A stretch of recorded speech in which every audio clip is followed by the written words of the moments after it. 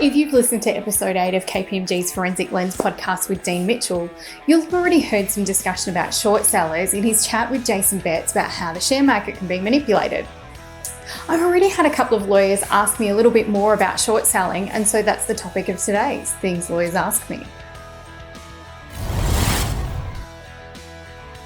Dean already gives a working definition of short selling in the podcast ep, so let's start with that.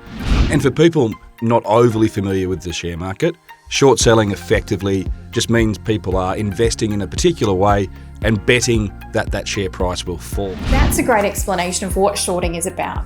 But let's go one step further and talk about how shorting works.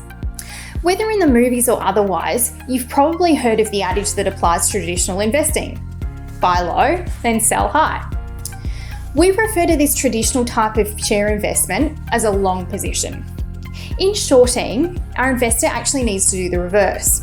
They need to sell high and then buy low. But that raises an obvious question.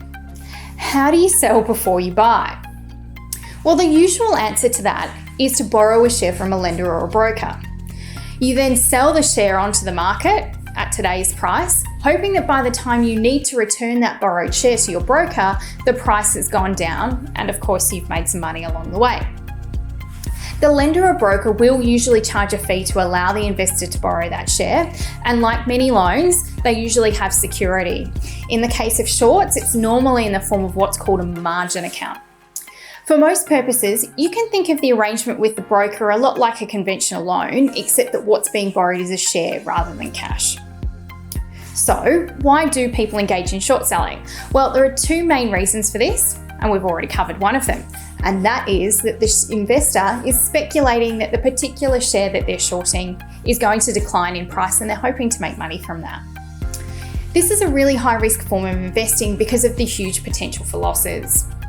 In traditional investing, the most you have at risk is what you invested in the first place. In other words, it might be that the company collapses and you simply don't get your money back.